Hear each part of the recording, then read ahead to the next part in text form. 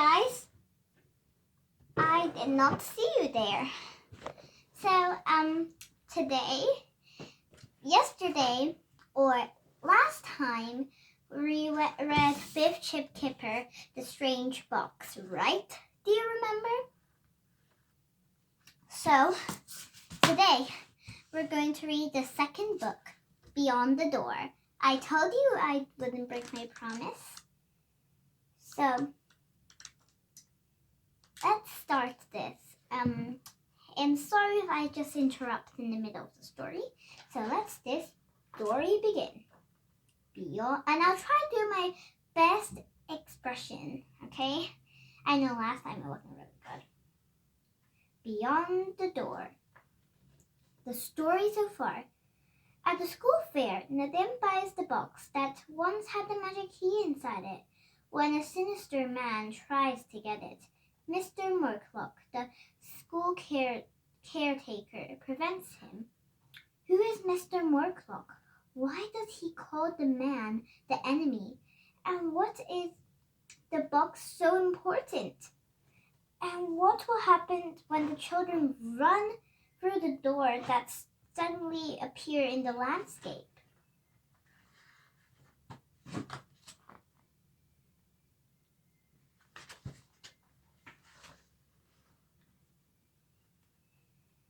What were the children thinking as they ran through the door? Their minds were racing. How could a man disappear in showers of sparks before their eyes? Was he even a human?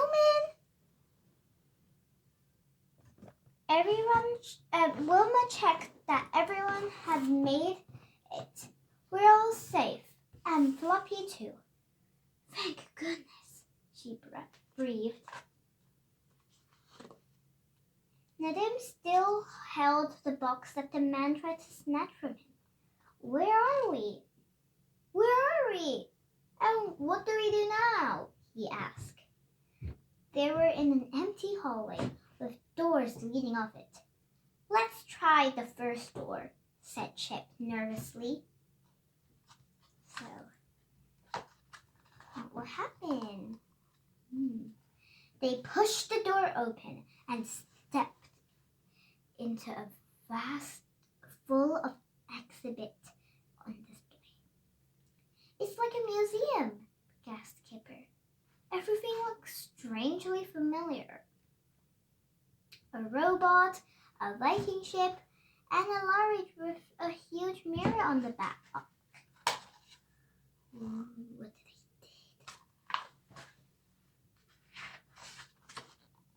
did? In the center of the room was a rocket ship. From the ceiling hung a big plane with a yellow body and blue wings. Dresses and costumes hung on racks round the walls.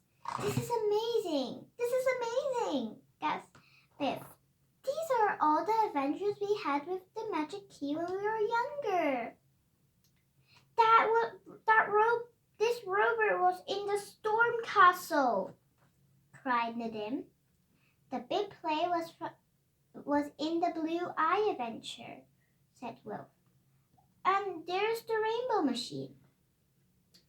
There's something weird of all of this, said Biff.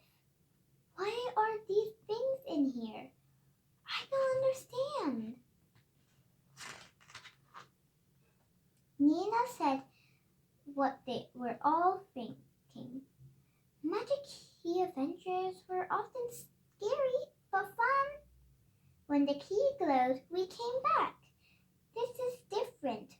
What if something has gone wrong? Well, it has something to do with this old box, said Nadim.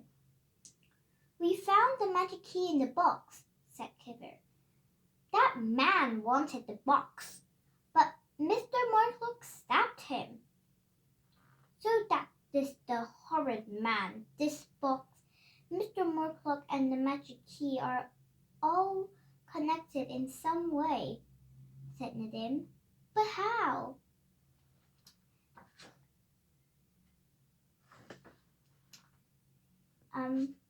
Let's go back to the hallway and try another door, suggests Will.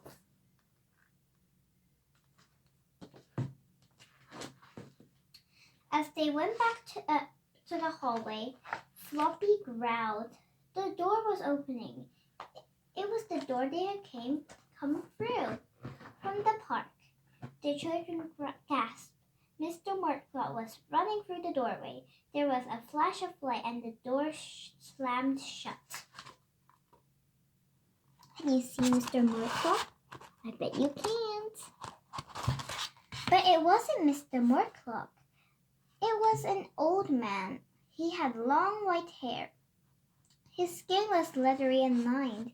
He smiled at them kindly with his blue eyes looking wise but sad. Who are you? Gasped Wilma. You look like Mr. Mortlock, our school caretaker, only much older. This man was once Mr. Mortlock, but changed.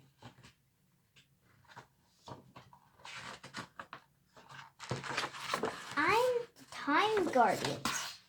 My name is Mortlock, the old man replied. We are in the Time Vault.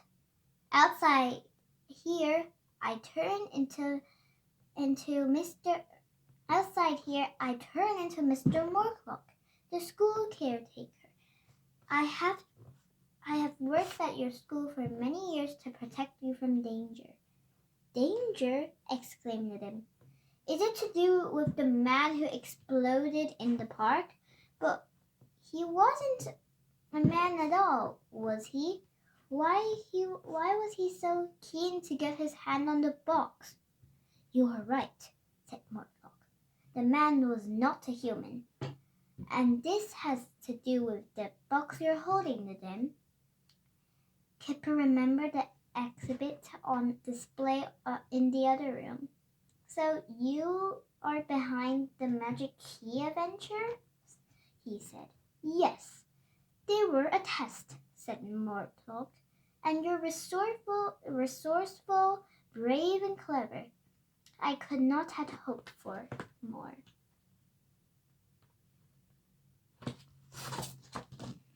This is what they were thinking of. Biff was angry. A test? For what? Magic Key's adventures have been exciting. What happened today was horrible. Mortlock held his hand. I am sorry. This might be quite a shock for you all, but I need your help. Come with me. What I have to show you will make everything clear. Mortlock led them into the laboratory. A huge vat of thick glass was connected to tangles of tubes and wires. Inside was an inky darkness, blacker than anything the children had ever seen before. Flashes and sparks shot through the blackness like lightning in storm. In this vat is the enemy, said Mortlock. Virens.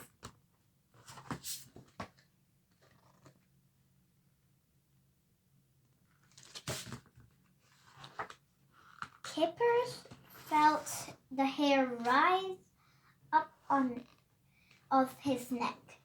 The man you met today was a Viren, Mortlock went on. He was not a human. He was made of dark energy you see and hear. Viren's aim is to destroy history and bring back about darkness and confusion. As a Time Guardian, I protect time by seeking out Virens and trapping them. What you see inside the vat is more terrible than you can imagine. It cannot be destroyed. It has to be trapped and must never escape. The children shuddered.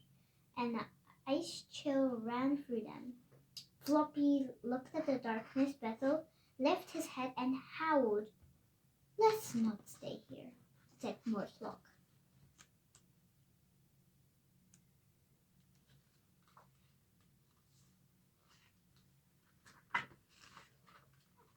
Mortlock took them to a huge library. It had shelves of books that went up to the tall ceiling. The books were all bound in polished leather. Some did not have titles. They had dates on the spine of some strange letters and symbols. Along a wall were cabinets and hundreds of tiny drawers. A log fire burned cozily at the far end of the room. The children sat on comfortably leather chairs, and Floppy lay on the thick carpet in front of the fire and fell asleep. Mortlock sank into a chair, wiped his forehead with a handkerchief, leaned forward, and began. So if you do not know what the words mean, I will tell you again in the glossary, like last time. Okay. "You are my only hope," Mortlock said. "I need you to go on a mission. It will be difficult and dangerous. I want you to travel back in time and bring back the time web. We have the box already, but there are 3 more parts that must be brought here." "What is the time web?" asked Nina. "It's an ancient machine that it acts like an eye looking in the past. It tells where the Vyrants are attacking in time. Without it, we cannot look back in history to see where they are. We need the time web so we can travel back in time to stop them. However, if they get hold of any parts of the time web before us, we can never defeat them." Mortlock's pale eyes burned into them. "And today, as you saw, a Vyrant almost succeeded."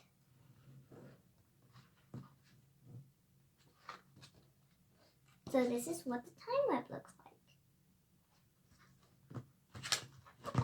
Nadim gulped. He held out the box, which he had not let out of sight. "So this is part of the time web?" he asked. Right, said Mortlock. From a chest, Mortlock took out a diagram. "The time web looks like this. See, it has 4 parts. The hub is a bit like a hard drive computer. The matrix is like the keyboard, and the cell gives the time web its power. The old box is the case which connects it all together."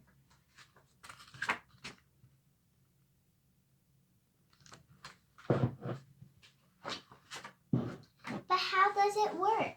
asked Kipper. "It's like a very strange and ancient computer," explained Mortlock.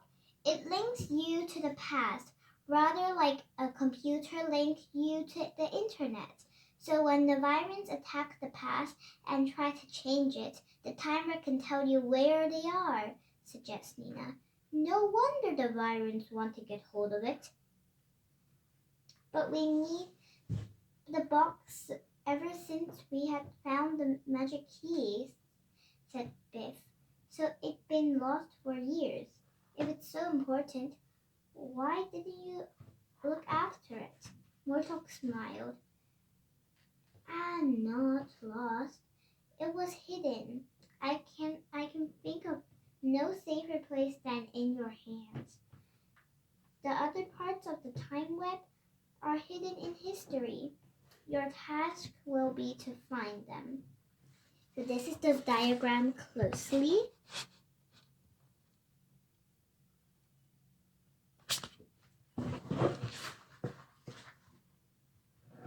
If we go on this mission to bring back these parts, how would we know where to look?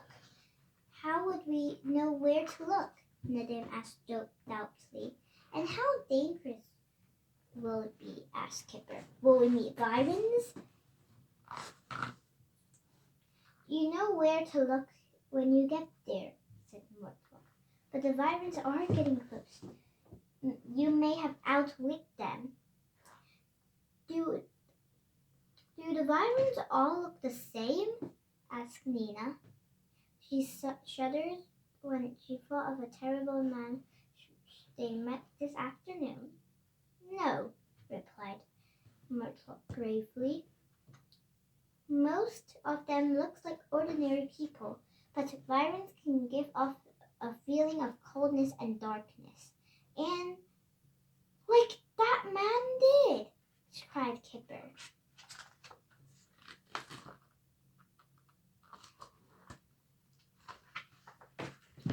And as the oldest, Wilma felt responsible. So she spoke for all of them. I think we are all agreed to go. They all nodded.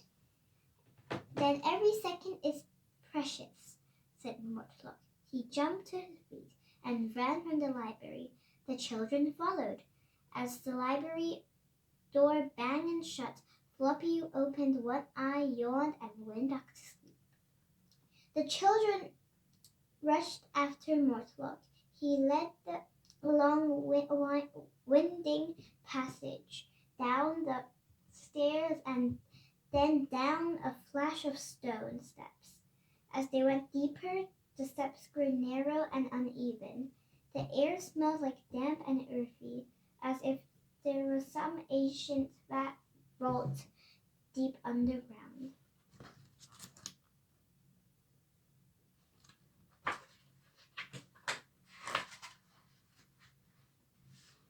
At last they came to a heavy wooden door. Mortlock pushed it open and beckoned them through. It was a circular room with doors evenly spaced round it. Each door had a key in it. In the center of the room was a huge hourglass, almost as tall as Kipper. This is the Circularium, announced Mortlock. An ancient means travel of time. It will choose which of you will go and which of you will travel. As there are 3 parts of the time web still to get, only 3 doors will work. Mortlock took the books that Nadim was still holding. He took each of them to choose a door. Then he flipped the hourglass upside down.